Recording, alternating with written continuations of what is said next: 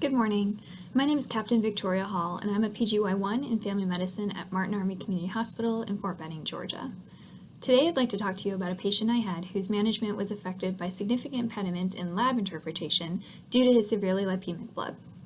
The presentation is titled, Don't Trust the Labs, a case of severe lipemia affecting management of DKA.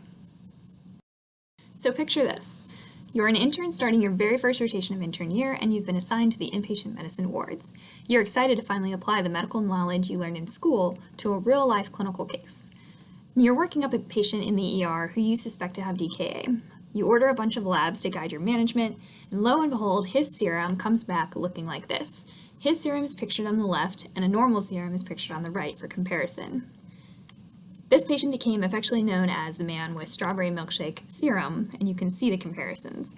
Needless to say, the serum that he has, the lipemic serum on the left, had a significant impact on the interpretation of this patient's labs. As we know, labs are often helpful in guiding patient management decisions. Specifically in DKA, it is important to establish the electrolyte status of a patient, like their potassium levels, in order to better guide repletion decisions. Endogenous interferences are any substance that naturally occurs in a patient's serum that affects the true value of the analyte you're measuring. The most common endogenous interferences are hemolysis, so the breakdown of red blood cells, and lipemia, which is the turbidity of sample due to the lipoproteins in that sample.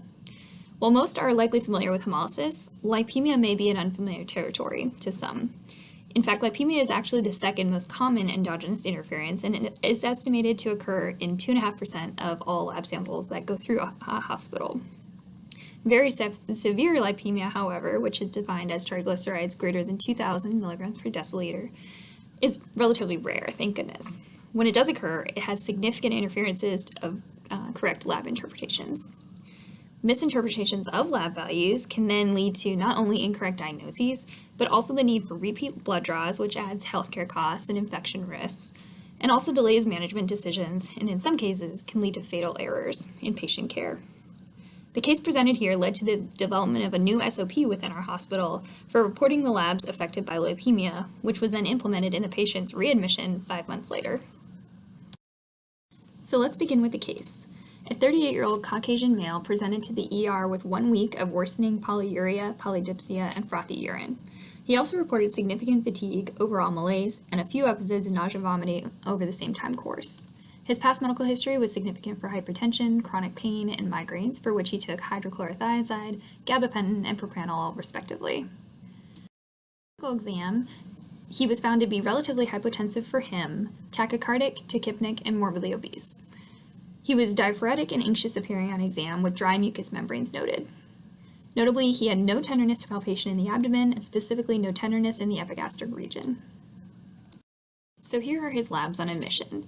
The labs are notable for hyperglycemia with an elevated acetone in the serum, glucosuria, ketonuria, and significant dyslipidemia.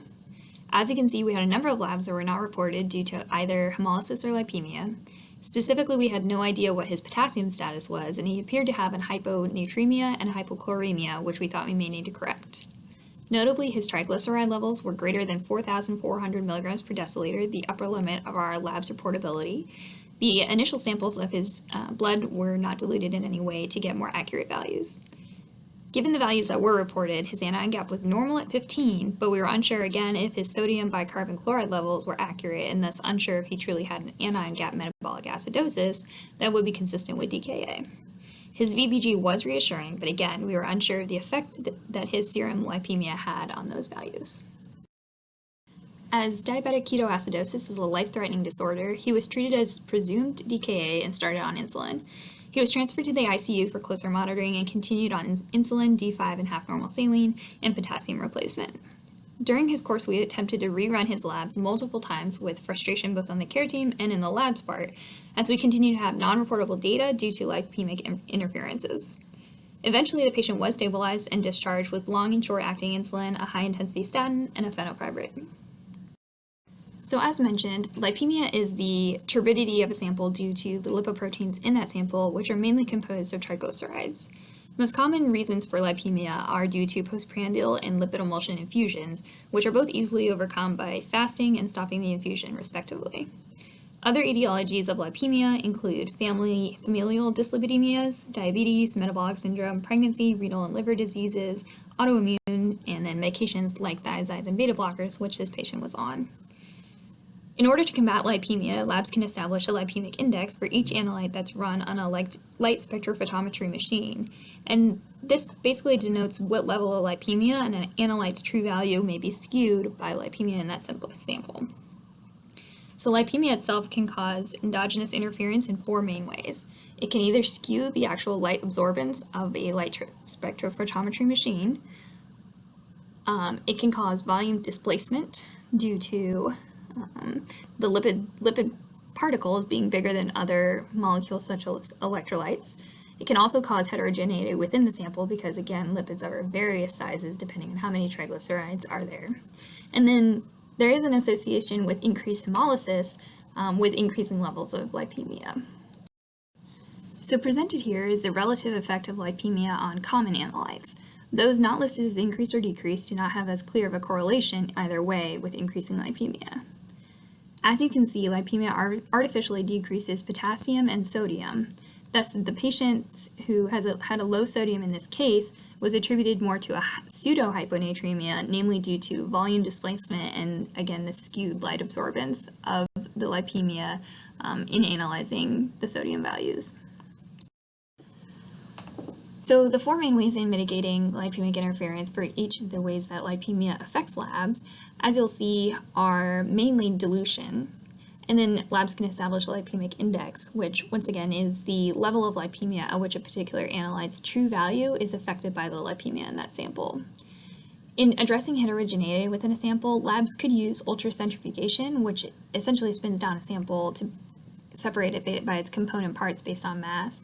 And this is very effective, but expensive and just not widely used.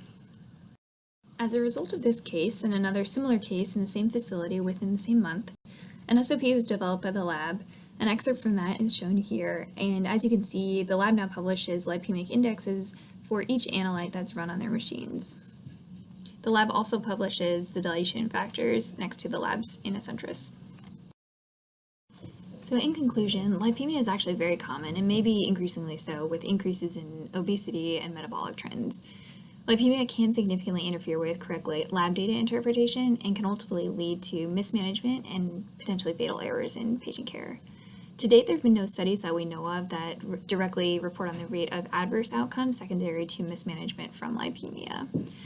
Labs can attempt to mitigate some of this erroneous data by establishing SOPs, such as we did in our facility, to overcome some lipemia interferences. Thank you so much for listening to my presentation. If you have any questions, please feel free to email me.